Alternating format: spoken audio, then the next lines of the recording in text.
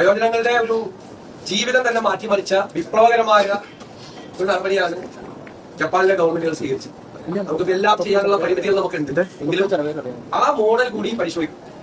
അതിനുള്ള ഒരു നല്ല സ്റ്റഡി അടുത്ത 1-2 മാസത്തിനുള്ളിൽ പൂർത്തിയാക്കി കേരളത്തിലെ വയോജനങ്ങളെ, ഞാൻ കരുതുന്നത് ഒരു സമൂഹം പരിഷ്കൃതമാണോ അല്ലയോ എന്ന് പരിശോധിക്കാനുള്ള ഒരു അളവുമ്പോൾ ആ സമൂഹത്തിലെ മുതിർന്ന ആളുകളോട് എങ്ങനെ പെരുമാറുന്നു എന്നാണ്. അപ്പൊ നമുക്ക് കേരളം സിവിലൈസ്ഡ് സൊസൈറ്റിയാണ്, പരിഷ്കൃത സമൂഹമാണെന്ന് ലോകത്തോട് മുഴുവൻ വിളിച്ചു പറയണമെങ്കിൽ പ്രായമായവരുടെ അവരോട് ഏറ്റവും മാന്യമായി അവരെ കരുതലോടുകൂടി അവരെ ചേർത്ത് പിടിച്ചുകൊണ്ടുള്ള ഒരു സമീപനവും പദ്ധതികളും കേരളത്തിലുണ്ടാകും ധാരാളമായി. ഒരു വകുപ്പ് രൂപീകരിച്ച് അവിടെ കുറെ സെക്രട്ടറിയും ഉദ്യോഗസ്ഥരെ വെക്കുന്ന അല്ല അതിന്റെ ഉദ്ദേശം. വലിയ ലക്ഷ്യങ്ങളാണ് ഇതിനകത്തുള്ളത്. സ്വപ്നതുല്യമായ കാര്യങ്ങൾ ഈ വയോജന വകുപ്പ് രൂപീകരിച്ചതിന്റെ പുറകെ ഇതാണ് എഴുതി കൊടുത്ത ആളുകളും സ്വന്തമായിട്ട് അഭിപ്രായങ്ങൾ പറയുന്നത്. രണ്ടാണല്ലോ. ആളുകളുടെ ഉള്ളിൽ നിന്ന് ഒരു അഭിപ്രായം വരിക എന്നുള്ളത് എന്താ പറയുക, നേതാക്കന്മാരുടെ ഒരു ക്വാളിറ്റി തന്നെയാണ്.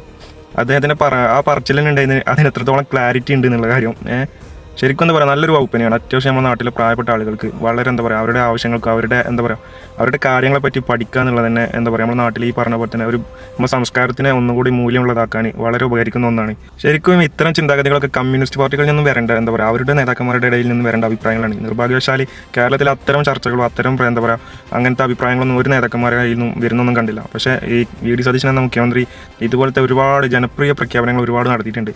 എന്തായാലും ഇതുപോലെ തന്നെ നാട്ടിൽ അത്യാവശ്യമുള്ള വേറൊരു എന്താ പറയുക, അത്യാവശ്യം പറ്റിയെങ്കിലും ഒരു വകുപ്പ് തന്നെ കൊണ്ടുവന്നാൽ നല്ലതാവുന്ന ഒരു അഭിപ്രായമില്ല. ഒരു സംഭവം എന്താ വെച്ചാൽ ഈ പറഞ്ഞ പോലെ ഈ ഹാൻഡിക്യാപ്ഡ് പീപ്പിളില്ലേ, അതായത് വികലാംഗരായിട്ടുള്ളതും എന്താ പറയുക മാനസികമായിട്ട് രോഗികളൊക്കെ ആയിട്ട് വീട്ടിലുള്ള ആളുകളൊക്കെ ഒരുപാട് ആളുകൾ ബുദ്ധിമുട്ടുന്നുണ്ട്.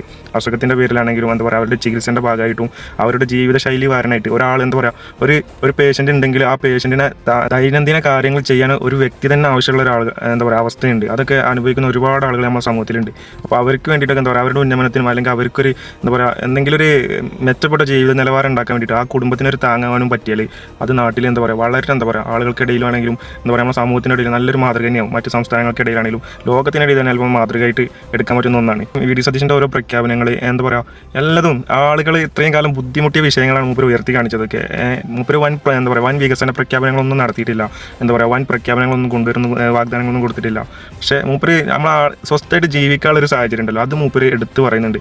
അതുകൊണ്ട് തന്നെയാണ് മൂപ്പർ എത്ര ആളുകൾ സപ്പോർട്ട് ചെയ്യുന്നത്, ഇത്രയും ആളുകൾ മൂപ്പരെ എന്താ പറയുക ഒരു നമ്മളൊരു മോട്ടിവേഷൻ വീഡിയോ കാണുന്ന പോലെ മൂപ്പർ ഓരോ വീഡിയോസും കാര്യങ്ങളും കാണുന്നത് അത്യാവശ്യം നല്ല എന്താ പറയുക ക്വാളിറ്റി ആയിട്ട് പക്കായിട്ടാണ് മൂപ്പർ ഓരോന്ന് പറയുന്നത്.